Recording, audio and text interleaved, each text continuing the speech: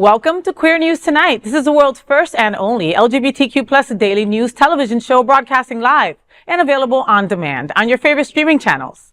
Analytics company vidIQ has certified the Queer News Tonight YouTube channel as the world's most popular LGBTQ streaming news show. Our queer stories have reached over 10 million views. We are proud that Queer News Tonight has more YouTube subscribers than any other LGBTQ plus brand in Florida. We thank you for watching and supporting our voice in the LGBTQ community. There is no other news program in the LGBTQ world like Queer News Tonight. That's right, Jamal. It is Monday, August 4th, and we are live and literally out of the closet and into the headlines. So many of your important stories we'll tell this evening on Queer News Tonight.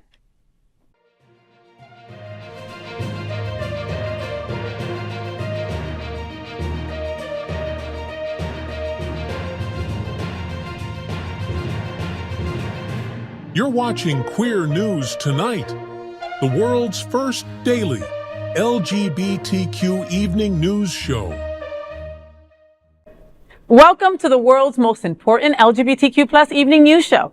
Hotspots Magazine, Happening Out Television Network, is a nonprofit 501c3 media company in the same model as PBS and NPR, but designed for the LGBTQ community.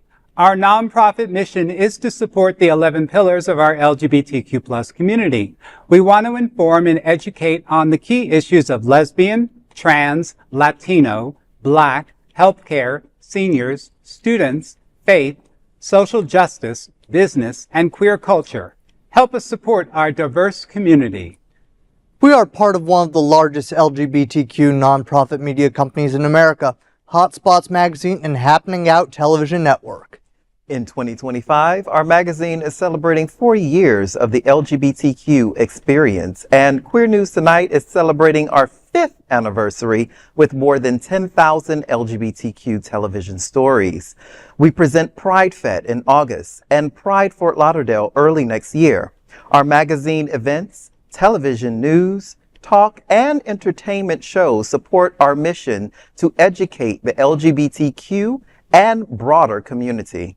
In 2025, more than 100 community leaders will sit at this very table and share their voice as our anchors. Together, we host this show to support the LGBTQ plus community.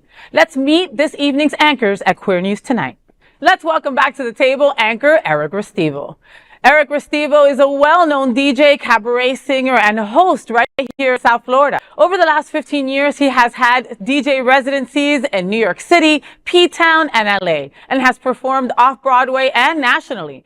Eric can now be seen and heard hosting and singing weekly all over Wilton Drive, specifically Tropics Grill every Thursday in August and Tap That Ash bi-weekly in August on Mondays. So Eric, South Florida will witness unique theater marketing, all you can eat, before Torch song from Ronnie Larsen's Plays of Wilton. Tell me what's happening out. Listen, you had me at all you can eat and theater, honey. Ronnie Larsen is reinventing arts and theater marketing in Wilton Manors and South Florida. Whether it's racy productions like Truck Stop Sally, where you have a gay city commissioner nearly nude in the performance, to swivel chairs for a 360-degree outdoor production of The Sound of Music, Larsen is giving a fresh, unique lens to presenting LGBTQ theater. He is giving audiences a reason to show up hungry. Throughout August 31st, Larsen's Plays of Wilton is spicing up its run of Harvey Fierstein's Torch song with themed all-you-can-eat nights at the Foundry. And yes, it's free. Each weekend spotlights a different crowd pleaser. Pizza Week from August 7th to the 10th, Weenie Week from August 14th to the 17th, Popcorn Week from the 21st to the 24th, and Ice Cream Week from August 28th to the 31st. Guests can indulge starting 1 hour before showtime, and complimentary wine and water, courtesy of our favorite hunters, will also be served. Larsen says it's his way of giving back to the community that supports him with sold-out shows and heartfelt donations. It's not just theater, it's a party, and everyone's invited. More details available on RonnieLarsen.com and PlaysOfWilton.com. Plays of Wilton is a nonprofit company committed to the development and production of filmed and live LGBT entertainment. Listen, I can't get more excited for this. I got to see The Sound of Music in the outdoor setting. It was absolutely brilliant. And normally I am more of a Rock of Ages, rock musical kind of upbeat person. But it was completely immersive and transformative. And if you have not been to a Ronnie Larsen experience, whether it's outside or at the Foundry, go, go, go. He does Jennifer McLean's Christmas show every year as well at the Foundry. So we love it. No, I love Ronnie Larsen. So Ronnie Larsen's actually on the FayWhat show tomorrow morning. So make sure that you catch that. And Ronnie is an interesting dude. He's got such an incredible background, you know. I mean, you know, he auditioned once and then never auditioned again. And he said, screw that. I'm going to start my own shows and put myself in it. I mean, come on. He's incredible, you know. But my favorite part about Ronnie is that he gives back. Right? I mean, think about it. But I mean, in a smart businessman kind of way, right? I'm going to give back, but I'm going to give you free stuff also, right? I mean, we love free stuff in our community, you know. You went to go see The Sound of Music. I did. That was free. It was free. And you know what? It's not like Ronnie Larsen is giving you a 4-course, you know, buffet meal, but he's giving you things that you're going to feel good about getting, and all you can eat, theme nights that are ranging from the popcorn to the pizza.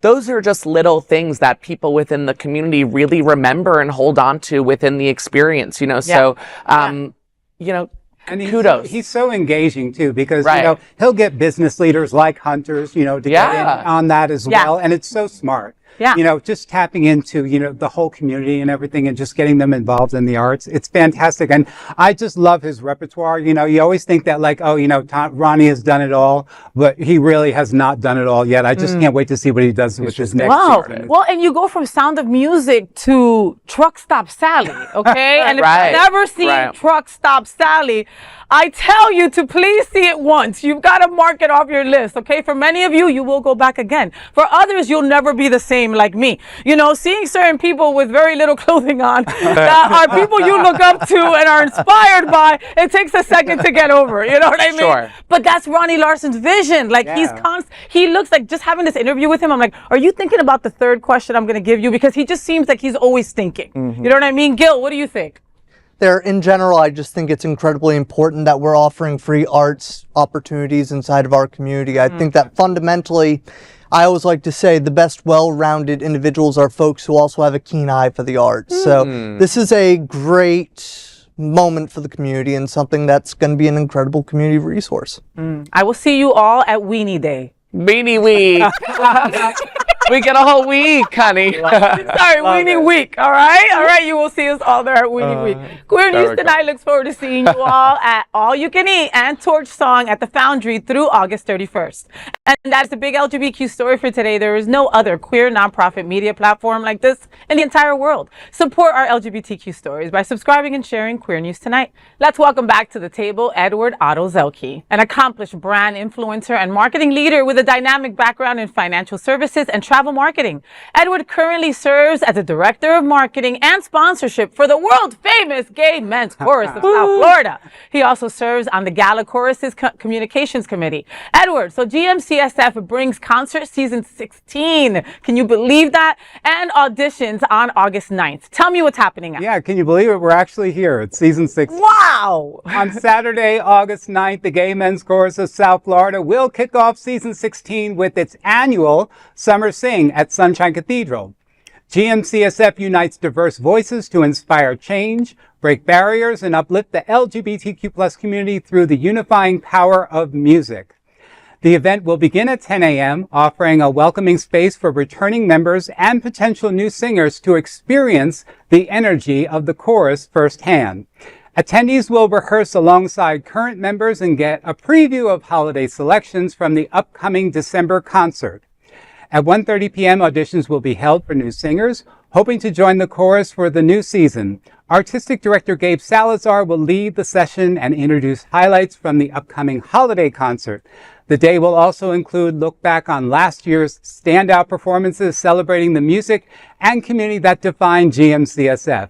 Anyone passionate about singing and LGBTQ plus community spirit is encouraged to attend and discover the joy of the ensemble performance in a vibrant, inclusive setting. More details are at gmcsf.org. It's really exciting. You know, it's like I said, it's a brand new season for us, and we can't announce the season yet. But I know, but you know, we're still fine tuning it and everything. But it's going to be amazing. Our amplified season sponsor, of course, is Seminole Hard Rock Hotel. Woohoo! They're going to be a vital part of our next season. But also about this particular event, go on to our website, fill out the registration form if you're interested in singing with us. You don't have to identify as gay, bisexual, or male to audition for us, just as long as you can sing within that tenor baritone range that is required for a men's chorus. So it's exciting. You know, our singers are really eager to get back, and we already have a lot of them coming back for this Saturday thing. So you'll get to know them and get to know the experience that they experience, you know, throughout the rehearsals and, you know, the performances. I love that. So I have a friend that's going to audition, right? And he's nervous, super nervous, right? And that comes with the territory. I get that, right? Before I get on any stage, I'm nervous, and I think that's part of it, right? So he doesn't sing anywhere, professionally or even semi-professionally. He doesn't do karaoke or any of that, but he sings in the shower and says that he could sing. Okay, you laugh, okay? But I told him, why not try, right? Like, okay, again, for me singing in the shower and maybe him singing in the shower, two completely different things, right? Like, and maybe he can't sing. Exactly. And, you know, it's not about, you know, getting in there and having a solo right away. You know, this is singing, how to sing together and how to sing in harmony. So, you know, you're relying on the people next to you when you're singing and, you know, keeping you in tune. And so there's opportunities, you know, if you're not the best singer, you know, there's vocal lessons that you can learn into. We have section leaders that help lead other people that are struggling. So, you know, definitely check us out, you know, and give us a try. And that's what this weekend is about, you know, just getting a peek and a little bit about like what the rehearsals are like. Getting your toes wet. And it really provides a sense of community, it seems like, you know, from within. It's your little group, you know, it's you're almost walking into a family that's been here and around for 16 years. And I think there's something super sweet about that. Well, and your band is over 100 people, right? Oh, yeah. It's a big family. It's about over 200. Woo! Include all the volunteers. But I also want to give a quick shout out to Sunshine Cathedral because, you know, without them, the last 16 years would not have happened. We've been with them since day one. They welcomed us in the beginning, and we've had every rehearsal, and we've had concerts there since. So thank you, Darrell, Robert, and everybody at Sunshine. Oh, and Gabe Salazar, and your artistic director. He's pretty on the eyes. Oh, he certainly is. He's so pretty. He's a good egg. He's a good egg. Gil, you sing? I sing in the shower. Well, I sing off tune. Outed him. I will sing randomly with my AirPods in, and Alex will look over at me and be like, you can really keep that to yourself. So, I sing. I can see him doing. Do I sing well? That's the question. No. No, but at least you admit it. You know what I mean? Exactly. You'll be in the audience. You're owning it. Exactly. You know, Jamaal, we were talking about how do you make friends, right? Like, how do you get in community? Remember we were talking about that? Talked about this in the bed. And this is a perfect, to your person who wrote in, here's a nice audition, here's a nice time to get in with community, and it's fun. I used to be a part of the choir growing up in church, and you know, I went to black church, so we was rocking the house. That's right. You were cutting it up. Right. That's right. You were cutting up. Right. But it's not about how well you sing or how good you sing. It's all about harmonizing and learning pitch and tone and how to hear yourself. So it seems like, you know, seems like something fun. So sign up today, folks. Like, if you think you could sing, or if you just want to be part of a community, or volunteer. You know what I mean? You don't even have to sing. I love that. There's other opportunities. There's committees involved too. So yeah, absolutely. Just come and, you know, we can give you a lowdown on what we have available. You know, we always need help. I mean, over 200 people, we definitely need help. Oh, yeah. I bet. Who takes attendance? Damn it. They do. Presente. Queer News Tonight looks forward to seeing you at the GMCSF concert, Season 16's Audition on August 9th. And that is the big LGBTQ story for today. There is no other queer nonprofit media platform like this in the entire world. Support our LGBTQ stories by subscribing and sharing Queer News Tonight. Next up, let's welcome anchor Gil Pontes. Gil is a relationship-driven nonprofit executive and political strategist, currently executive director of the Next Gen Chamber of Commerce, formerly with Options Magazine. He brings decades of experience in LGBTQIA plus advocacy, development services, and grassroots fundraising. So Gil, Out My Closet, Breathe My Breath by the Beach, is on August 9th. Tell me what's happening out. On Saturday, August 9th, Out My Closet will host Breath by the Beach, a two-part queer men's empowerment workshop and social fundraiser at Hollover Beach Lock 16. Out My Closet is a nonprofit organization serving LGBTQ youth and adults across New York City and Southern Florida. Known for its free elevated mobile boutiques, HIV empowerment work, and arts-based programming and comprehensive internships, the group creates inclusive spaces that nurture dignity and community. From 5 p.m. onwards, guests will gather for an evening centered on wellness, connection, and celebration. The event will begin with a free guided meditation and yoga session, offering space for rest and reflection as the sun sets. At 7 p.m., the vibe will shift as Beats by the Beach kick off, a lively mix with crab cocktails, mocktails, Afro beats, soca, R&B, and nostalgic throwbacks. The event aims to uplift the LGBTQ plus community while supporting Out My Closet's ongoing mission. Suggested donations range from $30 for refreshments to $50, which includes an aloe gift bag valued at $200. Queer men and allies are encouraged to RSVP at info@outmycloset.org. Yoga by the sunset just sounds like this beautiful, peace, calm, easy feeling that I'm here for it. Mm-hmm. I used to take and teach spin classes in the sand when I lived in LA. So this sounds like an event like that.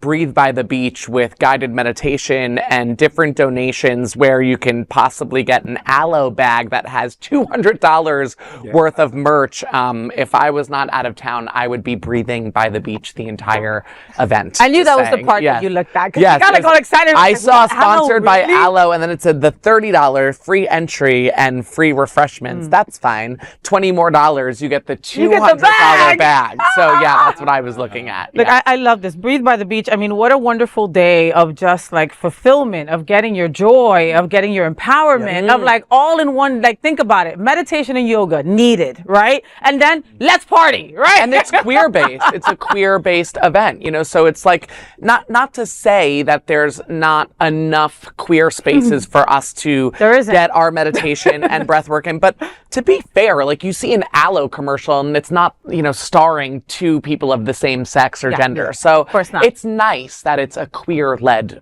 meditation. Well, and I love that it's also at Hollover. Hollover partially is clothing optional, and partially it's not. Oh, I didn't know what that. I mean? So, yes, you did. I didn't actually. I didn't know that was the one. I knew there was one. I didn't know that was the one. That's the one. In the parking lot, can you also be clothing optional? No. Oh, okay. Because I think it starts. There are signs when you get to the beach. The signs are there. I think the event starts in the lot. It's but from stand 11 to stand 16, and unbeknownst to others, that stand 16 is where I sit all the time.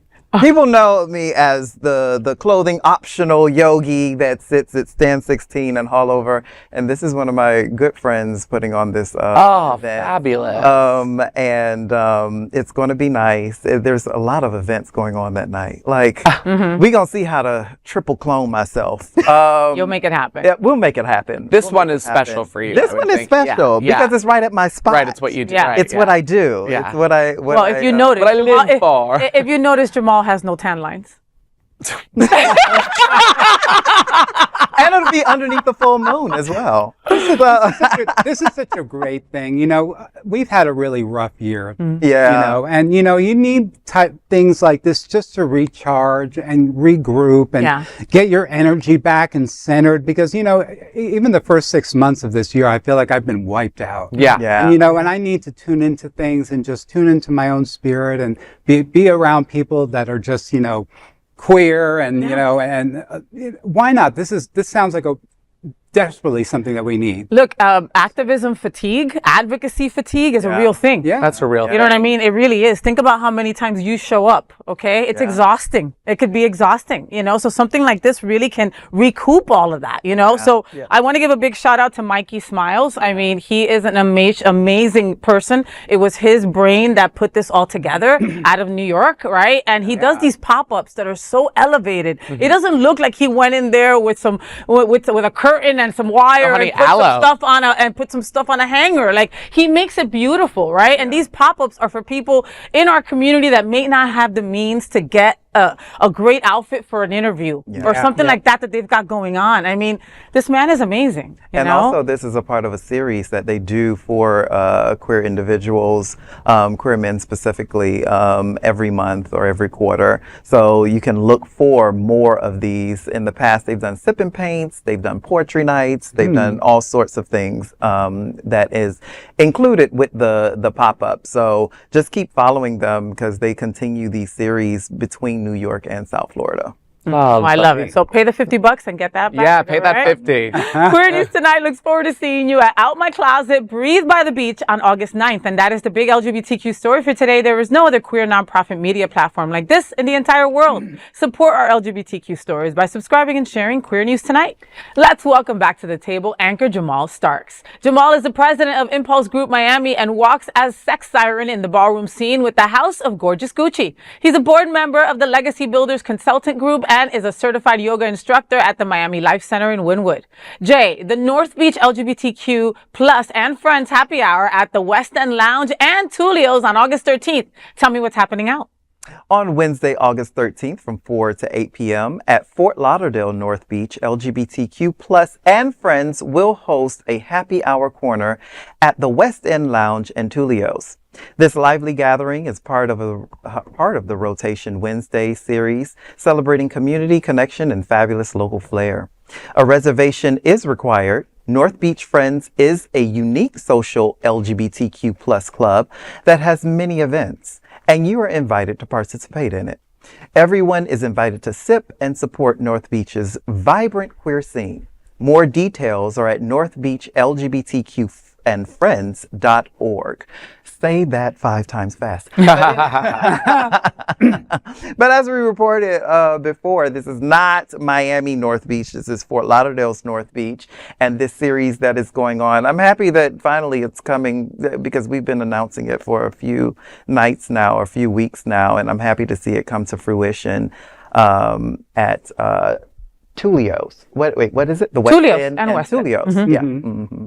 Well, and I love the West End. The West End has been here now a year and a couple months, year and a month, something like that, right? It sounds about, because they just celebrated their 1 year, like recently. Yes. So Chris O'Neill, the owner over there, is such an exemplary human. He's just a freaking nice guy, okay? Like, he will give you the shirt off his back, and it's not easy being a business owner on Wilton Drive, and he makes it look so easy. Especially not a newer one. A newer one, yeah, but he makes it look flawless, you know? The West End is beautiful, inside and out. I love that. Literally, it's going to be a happy hour corner because Tulio's is right next door. That's exactly so, I mean, what I was how thinking. perfect is that? You know what I mean? And I love me some Tulio's. I didn't even know there was another Tulio's. You know there's another Tulio's? There's like 3 of them. I had no idea. Because to me, the only one that exists is the gay one. Right. I mean, they have a straight one? What? I think they have a few other locations. Well, one of them I think is in Wynwood, so not that straight. Not that straight. But still, I mean, I love when 2 organizations, 2 companies, 2 places of business come together without animosity, without you're taking away from me, I'm taking away from you. No, we're just going to have a great happy hour and share the pot. And maybe show someone that goes to West End, show them Tulio's. Or maybe someone who goes to Tulio's, you're showing them West End. That's how you get through a hard summer. Yep, get your margarita at the West End, get yourself a nice lobster taco at Tulio's. It works. And you know, the West End doesn't serve food, so it makes it really easy. You have your pre-meal cocktails at the West End, and then when you're ready to eat, you go on over to Tulio's. So they really do go hand in hand. You know, I can't say enough about the West End. You know, they were so instrumental in our last season. You know, they helped us reinvent this whole singer cabaret night that we did with that, just to help raise money for the chorus singers themselves, you know, getting things that they needed for the membership. And it was just so wonderful to, you know, to try it out there and then even welcome us back for another night where we sold out 2 nights. It was fantastic. So yeah, definitely check out these businesses. You know, they're so instrumental in giving back to the community. So even if you can't make it, definitely stop in when you're in town. Thank you. That's awesome. And again, a big shout out going out to North Beach LGBTQ plus and friends, okay, for doing this as well. You're doing a wonderful thing. Just getting queer people together, getting LGBTQ plus people together. It helps us get through this difficult time. Right? And you're doing that. So we appreciate that. Queer News Tonight looks forward to seeing you at the North Beach LGBTQ plus and Friends Happy Hour at the Westend Lounge and then Tulio's on August 13th. And that is the big LGBTQ story for today. There is no other queer nonprofit media platform like this in the entire world. Support our LGBTQ stories by subscribing and sharing Queer News Tonight. And of course, let's welcome back tonight's lead anchor, FayWhat. She is a legendary events host, television and radio personality, and the host of Hotspots Happening Out's The FayWhat Show. Faye, it's always an honor to be next to you. Pride Center is hosting a free screening of Passing, on August 8th. Tell me what's happening out. Well, the Pride Center at Equality Park will soon host a special free film night as part of its Films at the Center series, which highlights women's stories through cinema. Presented by Women with Pride, the upcoming screening of Passing will take place on Thursday, August 8th from 6:30 to 8:30 at the Pride Center. Attendees will be treated to complimentary popcorn and an evening of thought-provoking cinema. Passing, a powerful drama exploring race, identity, and womanhood, will be shown in an inclusive and welcoming environment. The event will be supported by the Our Fund Foundation and organized by Women with Pride, a Pride Center program focused on uplifting LGBTQ women. The Pride Center is an exclusive home that celebrates and empowers the queer community of South Florida. For more details, visit pridecenterflorida.org. All right, big shout out going out to Women with Pride, Women for Pride. You guys, Lolly, and all these incredible women that put that together. You guys are amazing. The event, the week-long event that you did for Women's Week was just completely incredible. So I'm glad that you're doing something like this. Like when this came across my feed, it automatically grabbed me, okay? Because passing just means so much in our community, you know? So many of my trans siblings, all they want to do is just pass. You know what I mean? All they want to do is come. And let's be real, everybody at this table sometimes just wants to pass and not be asked again, where's your wife? Where's your girlfriend? Or, you know, or anything like that. And so, that struck me immediately. And I love that the Pride Center is doing this kind of films that maybe you won't find in your streaming, right, you know, in your awful streaming channels, right? Representing our community and representing what our community goes through, you know? And again, free, gratis. You know, it don't get no better than that. So, Robert Boo, I'm sending you a big hug. The Pride Center is where it's at, and it's a really important place. You know, I'm so sorry. No, that's okay. Go right ahead. I was just going to echo that the Pride Center is such an incredible partner. The Gay Men's Chorus's offices are there, so I get to see all the action up front. So, you know, you see all of these wonderful groups coming in now, especially after the pandemic. It's such a revitalized, you know, little area, you know, where you get the Pride Center itself. The trans inclusive group is there. You guys are there. AHF there. You know, so it's already getting, and you know, you've got recovery groups there as well. So it's so in tune with the community, and it's so great to see the women groups that are also taking advantage of that. So yeah, incredible work. Yep, and then one of the things that I've noticed too is the Our Fund Foundation and the incredible impact that they've had on this community. As somebody who works in the nonprofit industrial complex, as I like to call it, having funders who are willing to engage in that direct community engagement manner with not just their dollars, but also showcasing their values on the front step is absolutely critical, especially in these times that we're living in right now. Having funders be able to focus on the issues that are affecting our community most and create a sense of community is absolutely critical. Listen, budget cuts are real, right? And especially when it comes to theater and entertainment and stuff like that, those were the first things that were, you know, fundamentally cut, right? And the Our Fund Foundation and David Jobin came in and said, no, we're going to raise the money, cover the money, do whatever we have to do to make sure that your organization continues to thrive. Right? And that's what they do over there at the Our Fund Foundation. So I echo what you just said. I mean, incredible work that they do, and we're so blessed to have them. I think in this murky time of arts and different, performance things being cut and taken away from us on the daily, really, the fact that there's events that are just for queer women, that these events are free events, maybe, going out to a club every night is not something you want to do, so you're often trying to look for an alternative, and this is it right here, and this is how we keep these events alive. We support them. So I implore you, take a night off from the club and go to the Pride Center and see this free viewing of Passing. All right. Queer News Tonight looks forward to seeing you at the Pride Center for the free screening of Passing on August 8th. That is a big LGBTQ story for today. There is no other queer nonprofit media platform like this in the entire world. Support our LGBTQ stories by subscribing and sharing Queer News Tonight. Now let's dive deep into this big LGBTQ story for today. I'm FayWhat, and let's queer up faith. Sunshine Cathedral prayer vigil at Alligator, Alcatraz draws faith leaders and LGBTQ plus voices. Hello everyone, I'm Bishop Darrell Watkins from the Sunshine Cathedral. We're here at Alligator, Alcatraz. We're praying today from 5 to 6. And it's a prayer vigil. It's not a protest, it's a prayer vigil where we're praying for the dignity, for the treatment of people. Some people may have run afoul of the law, some people have maybe not. Not everyone has been treated fairly or with due process. And so we're here to pray for their safety, for their well-being, for their dignity, and for all of us to treat our neighbors better, wherever they came from, wherever they're here. So this will be going on week after week after week for a while. We're here for this one. We will come back for others in the future.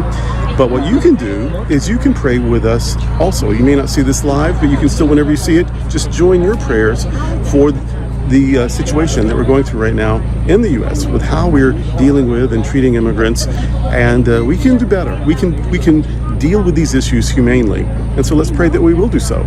So that's where we are. That's what we're doing. We'll check in again soon.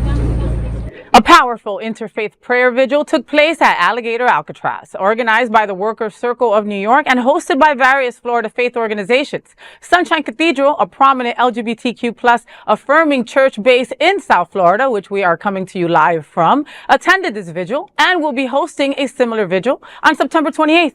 The gathering drew 75 participants, including 20 identified religious leaders from traditions such as the United Church of Christ, the Methodist Church, Unitarian Universalist, Jewish, Zen Buddhist, and Episcopalian denominations. The vigil held just outside the detention center was a call for compassion and justice for detained migrants, many of whom faith leaders said are being, quote, dehumanized and demonized, end quote.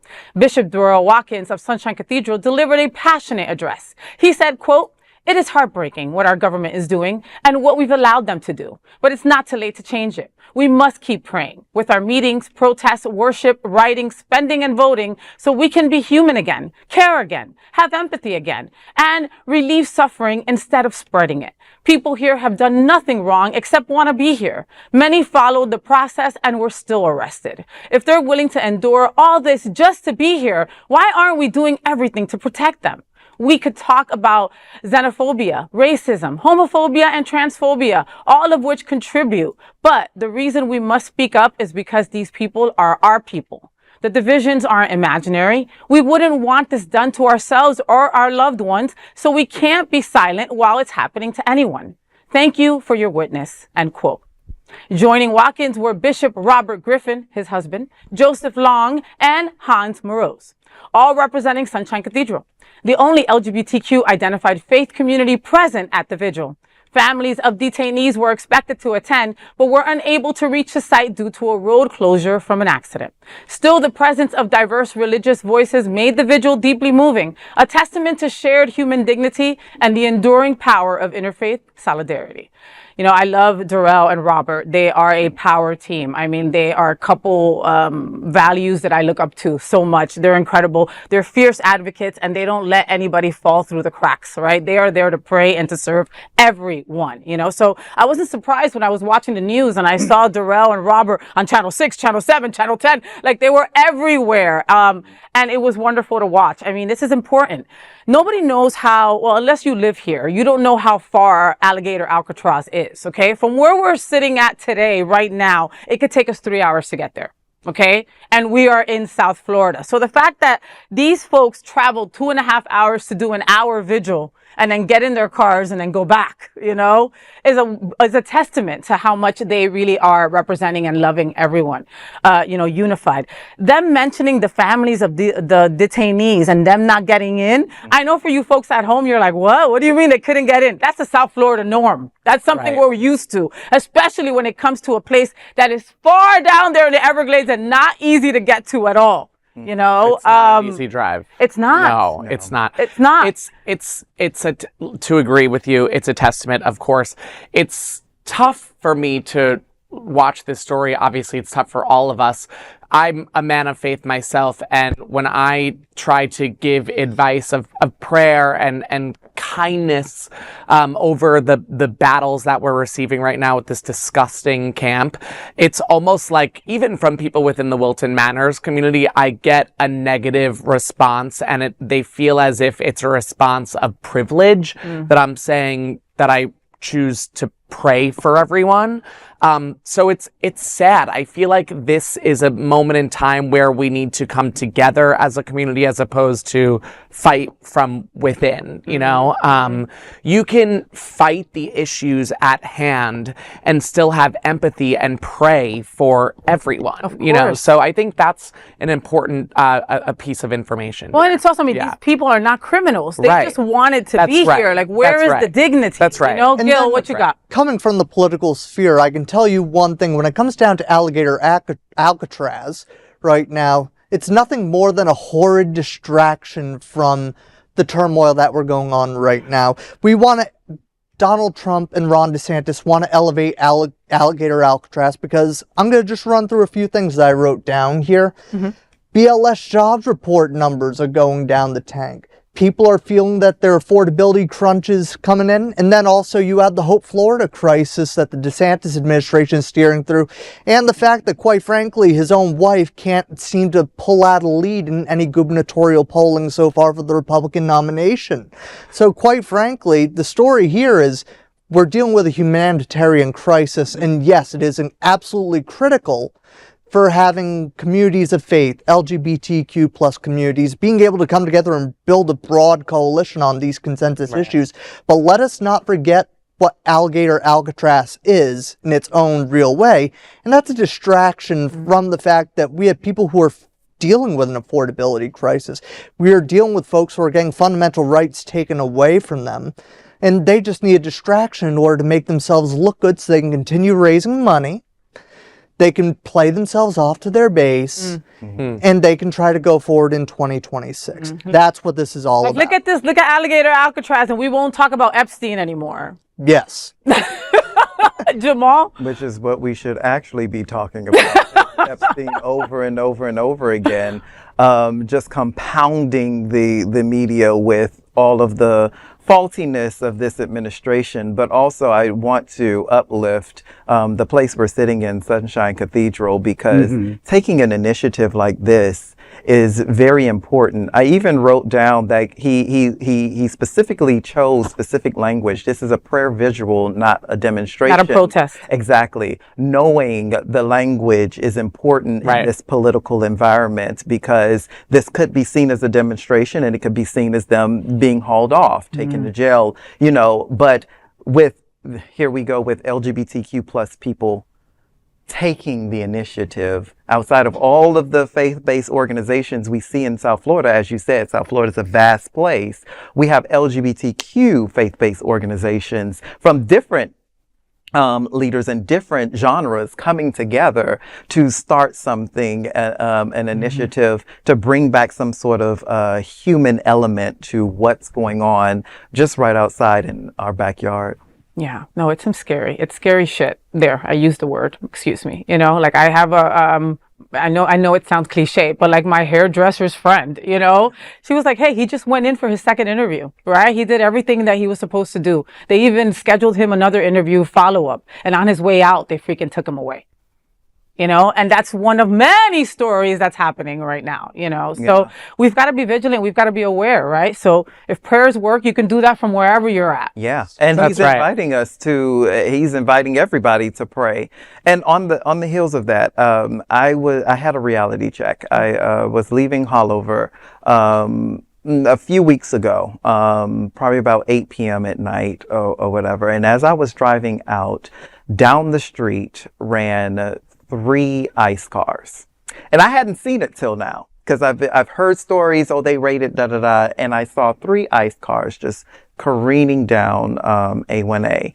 And as I exited, they were going towards the beach.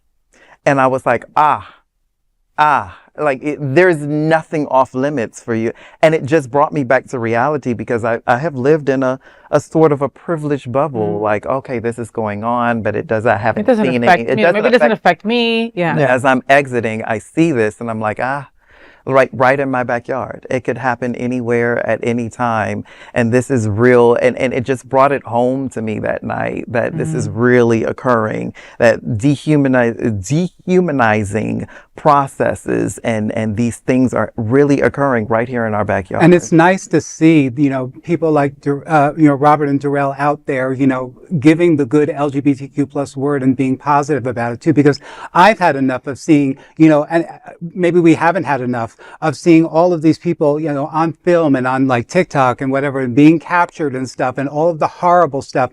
And, you know, we've got people in our community that are for the better good of the outcome of this. And that's what we should be focusing on. Sometimes all we have left is prayer when we've exhausted just about everything. Yeah. And I think this is the example, is what he's showing, is that, you know, when collectively people are empowered for the good, you know, hopefully things will get better and prevail better. Right? And moments like this, you feel helpless. You feel useless. Like, what am I supposed to do about that, right? Prayer may seem something very small and insignificant, but there's power in it, you know? And Darrell and Robert are making sure that we know that. I mean, you go here, so you know that.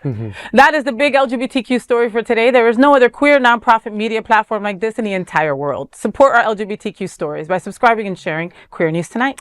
Now let's dive deep into this big LGBTQ story for today. I'm Eric Restivo, and let's queer up gay culture.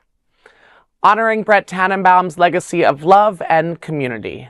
On Sunday, August 3rd, the LGBTQ community gathered at the venue Fort Lauderdale to celebrate the life and legacy of Brett Tannenbaum, who passed away peacefully on July 30th at the age of 57.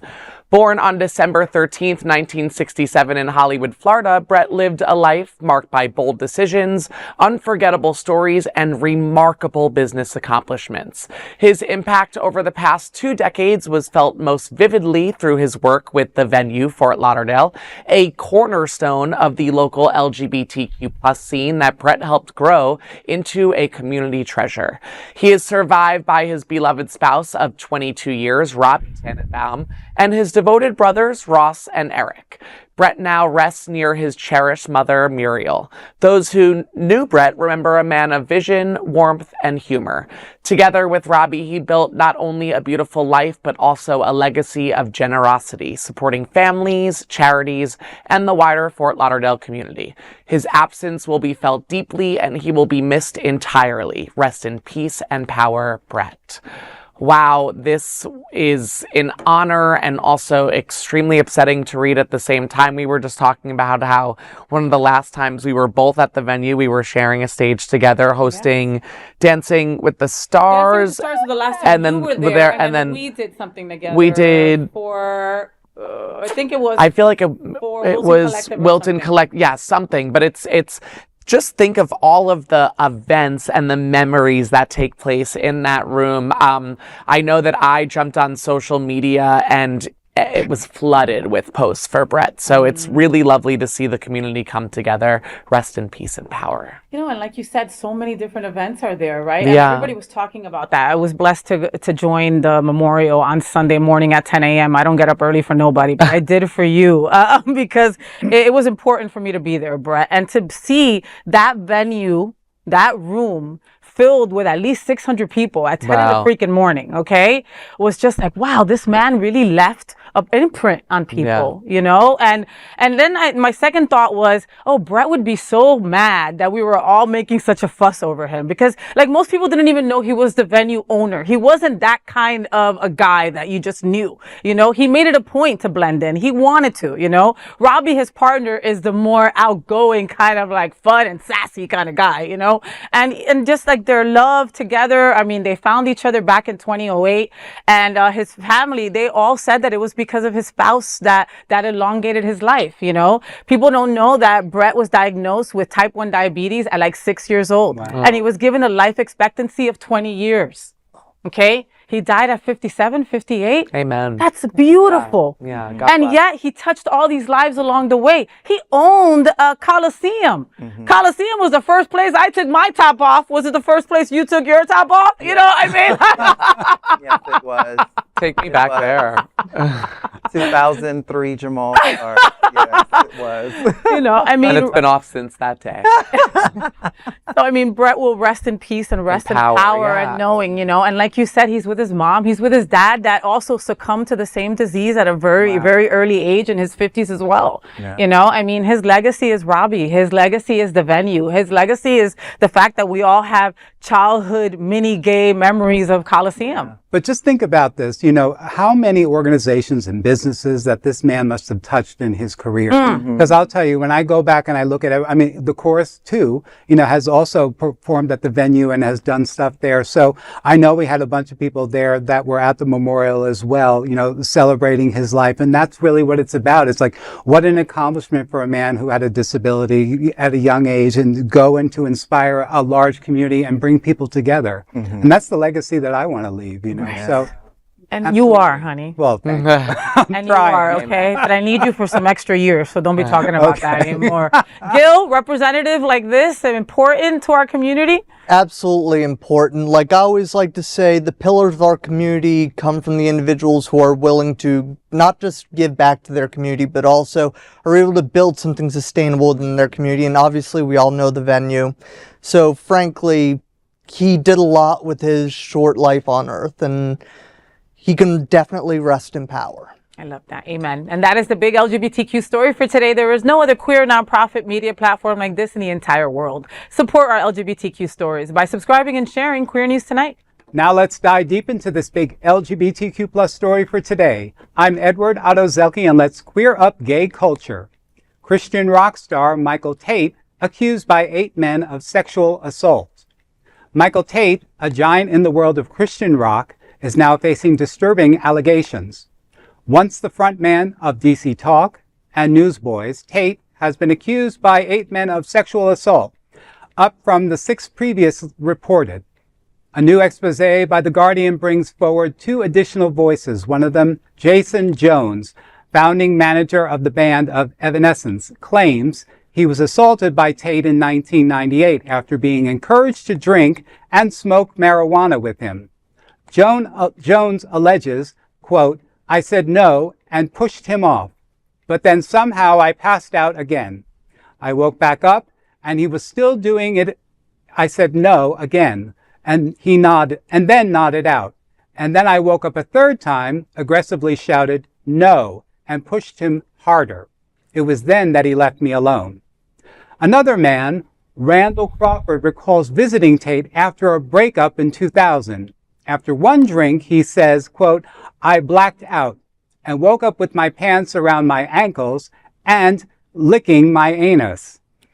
These stories followed a June investigation by the Roy's Report, which documented similar experiences from the 3 other men. And the Guardian's earlier report in June shared accounts from the 5 others, 3 alleging assault, 2 reporting inappropriate sexual behavior.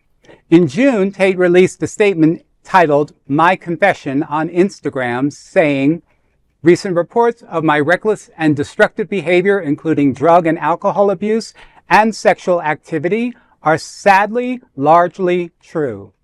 He acknowledged touching men in an unwanted sexual way and said he stepped down from Newsboys in January 2025 to get help. Tait has yet to respond to these latest accusations. Well, it's really sad to see somebody in the LGBTQ plus community that has some sort of power and privilege over people and has, misused his status to take advantage of people, and that's sad. But was he really part of our community? I mean, he wasn't out. He was a Christian rocker. I doubt that he was out.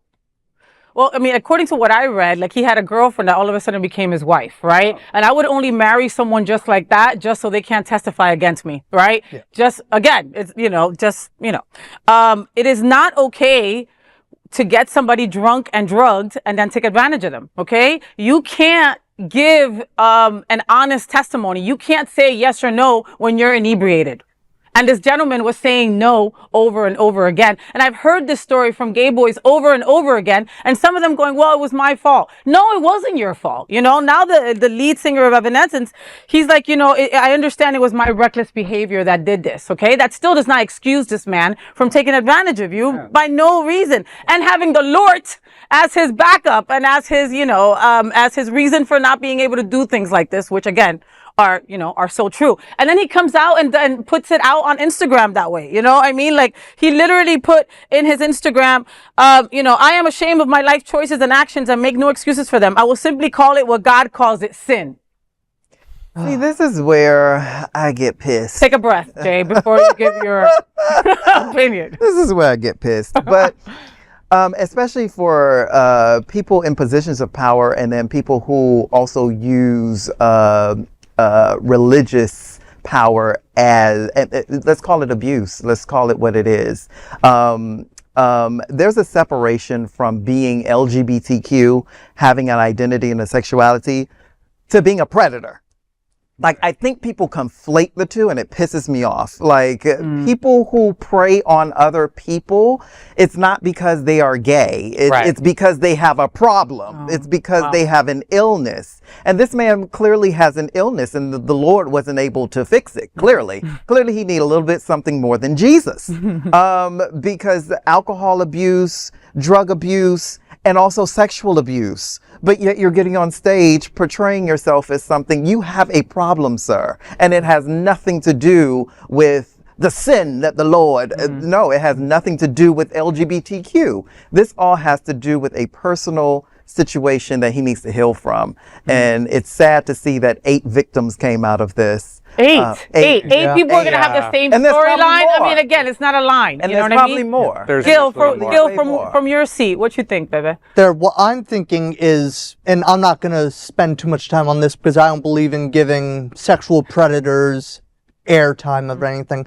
The only thing that I'm going to say is that no means no, and we need to get better about consent in our society, and we also need to get better at highlighting bad behavior when it comes in front of us and making sure that we thoroughly condemn that behavior. So that's the comment that I'm going to leave. When people do horrible things, they always say, oh, I need to go get help, right? As someone who attends 12-step meetings and has been sober for 10 years, I take fault. I don't like that. You know what I mean? I don't appreciate that. Well, Sean P. Diddy Combs, I got to get help. You know what I mean? Everybody is, I need to get in a 12-step program. Honey, you might need more than that. You know what I mean? Like, if you are a pedophile or if you are someone that's literally sexually assaulting someone, because that's what you're doing, then like Jay said, you need more, Eric, what do you think? I just pray for the victims. I feel horrible for the 8 men. I'm sure there's more. I think you said it the best. No offense to everyone else. I think you said it best. I would take the fact that he's LGBTQ plus out of the situation. I would take the fact that he's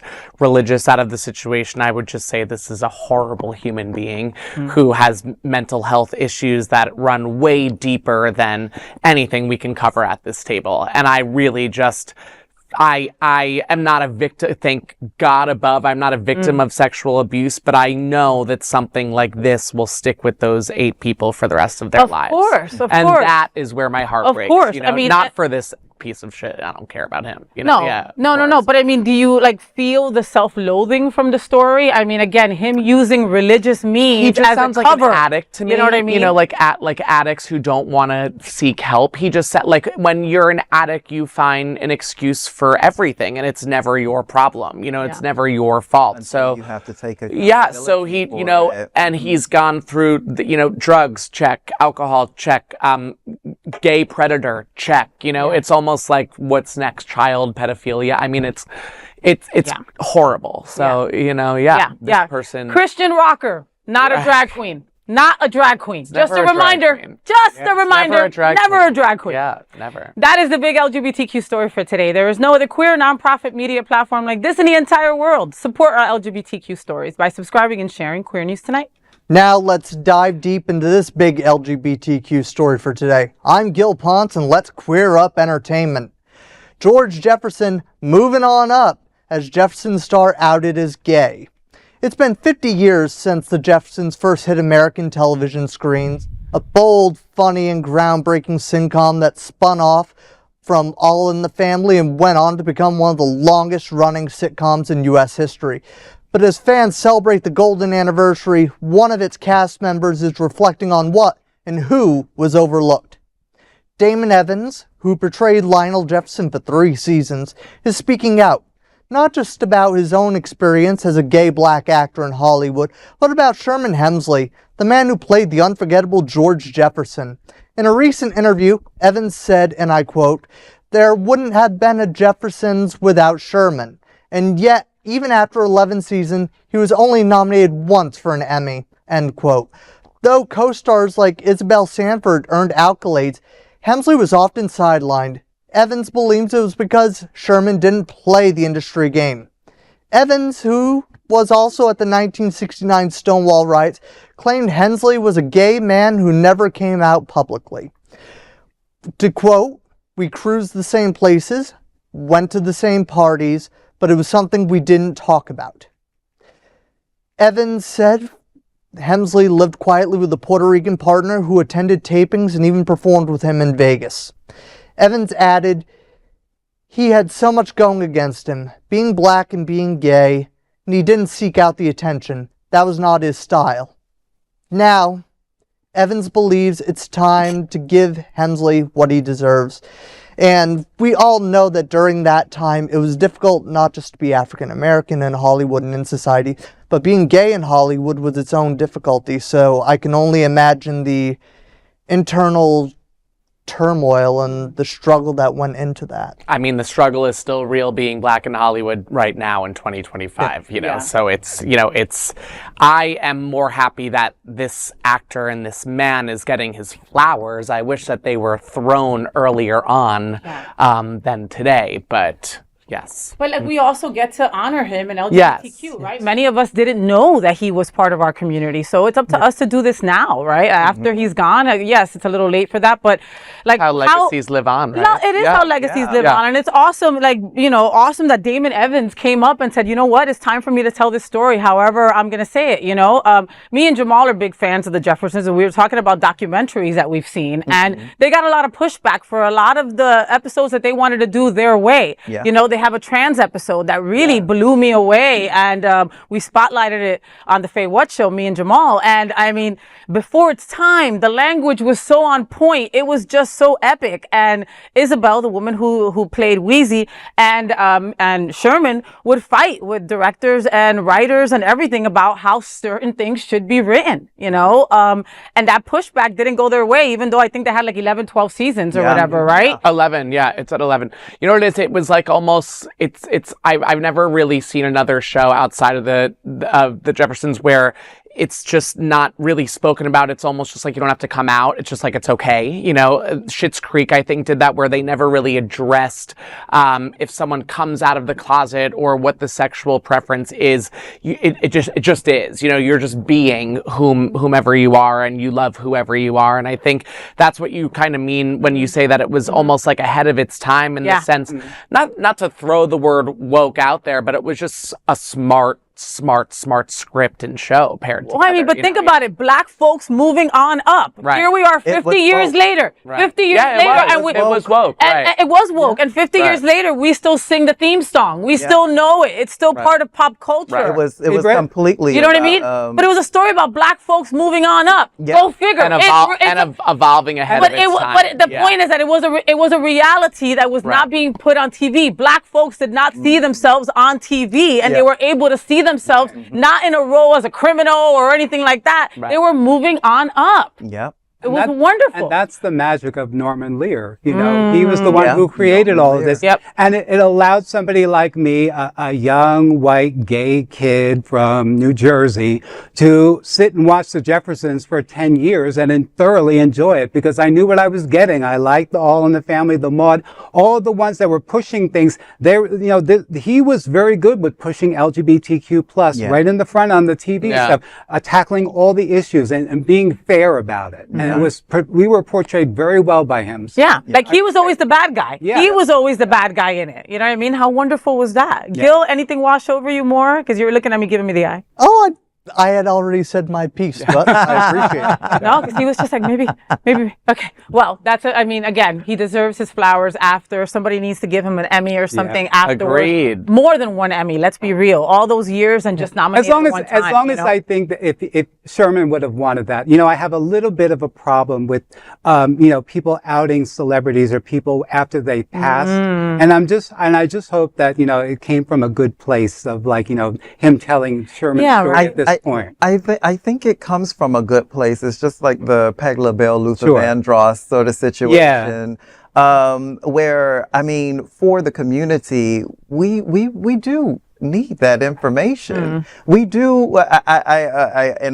From what I understand from a lot of documentaries, he was private with his private life, but for the people that were close or the people who knew him, even people on set at the Jeffersons and Amen, they knew that he was a homosexual. They also knew that he was turned down for a lot of roles because Hollywood did know in some capacity that he was. That's true. You don't think about it. He didn't do movies or anything, cameos anywhere, Naked Gun or something. You know what I mean? Like they could have thrown him in easily. And exactly. It was never a part of that. It was never stuff. a thing because they knew. And so now I think it's good because we can correct history, and we can give the flowers where they need to be laid. Good. Amen. Rest in power. Ashe, Sherman Hemsley. Amen. And that is the big LGBTQ story for today. There is no other queer nonprofit media platform like this in the entire world. Support our LGBTQ stories by subscribing and sharing Queer News Tonight. Now let's dive deep into this big LGBTQ story for today. I'm Jamaal Starks and let's queer up entertainment. Jacob Elordi is thirst-trapped Frankenstein and the internet is losing it. Here's a sentence we didn't know we needed. Jacob Elordi is Frankenstein's monster, and the internet is officially down bad. Netflix has just released a first look at Frankenstein, directed by none other than Guillermo del Toro. And let's just say fans are already foaming at the mouth. Starring Euphoria's Jacob Elordi as the creature and Moon Knight's Oscar Isaac as Victor, Frankenstein, this adaptation of Mary Shelley's Frankenstein is shaping up to be a gothic thirst trap. A teaser dropped on June 1st warning us that only monsters play God, as Oscar Isaac's Victor grimly reflects, "In seeking life, I created death." Now, new images of Elordi in full monster mode are out, and let's just say this monster isn't stopping fans from getting feral online. Dressed in black cloak, with piercing eyes and green-scarred skin peeking through, Elordi's version of the creature has inspired some unfiltered responses, with one comment saying he can top me. Originally, the role was meant for Andrew Garfield, but Elordi stepped in after Garfield exited due to scheduling conflicts. Elordi has even transformed his apartment into a shrine for the role, covering the walls with Bernie Wrightson's iconic illustrations from the 1983 Frankenstein. Netflix Frankenstein will have its world premiere at the Venice Film Festival this September, before dropping on the platform in November. So buckle up, queers. This monster is about to slay. Well, I'm not a fan of Netflix remakes. I'm just going to be honest. I was waiting for that. I didn't know if you were going to open with it. Because is that going to be the first thing he says? Yeah.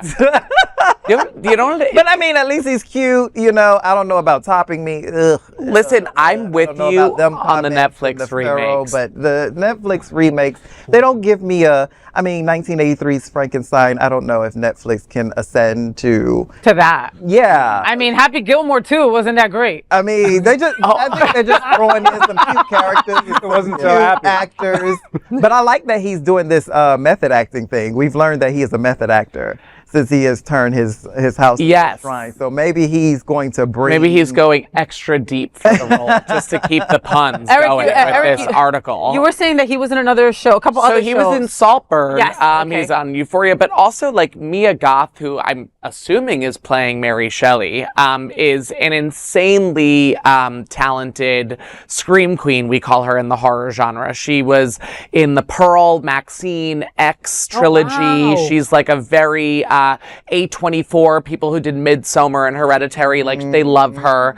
So I agree, I'm on the same page as you, Jay, with the Netflix remakes. I'm not a major fan, especially when they go direct to Netflix. Like that scares me a little bit. But this cast and Guillermo del Toro it's kind of promising. What looks not so promising for me, I'm a major horror fan. The first Mary Shelley with Helena Bonham Carter and all of that cast, it looked like, Jaws and the puppets and when shit looked real. This already in that one trailer looks like CGI and a video game. AI. And it looks, I don't know. So for that, I'm less excited. For the cast, I'm here for it. Yeah. I'm here for it. Yeah. Okay. Anything, Edward? Are you going to see it? I Did you watch might. the original? You know what? I've seen adaptations of Frankenstein throughout the years and stuff, and so I haven't really tuned into one, recently. So, I would definitely go and take a look at it, because it's easy for me. I love Netflix. I know some people don't like the remakes, but sometimes I do, because it's different perspective, and sometimes you need a different story or a different angle. So hopefully that brings it, for this adaptation of it. But you never know. It could suck. Let me know if he could top you after, because that seems to be the But the goal. I don't get the whole, thirst trap of Frankenstein. I mean, I was sitting here thinking of, when was the Which last part, time right? somebody was hot? But, Yeah, no. depends on how you build them, I guess. So, Yeah. But a gusto los colores, okay? That is a Spanish saying that means there's somebody for everybody, and everybody's perspective of hotness is different, True. right? Right. So maybe someone, gets off on Frankenstein. You can't take that away from them. very Beautifully said, Faye. Thank you. And that is the big LGBT story for today. There is no other queer nonprofit media platform like this in the entire world. Support our LGBTQ stories by subscribing and sharing Queer News Tonight. Those are today's headlines from Queer News Tonight. And these anchors represent the best of our LGBTQ plus and community. If our community is important to you, share this news with your friends and family. Join the conversation on your favorite streaming platform. Queer News Tonight is the only live LGBTQ plus digital television show in the world that is out of the closet and into the headlines.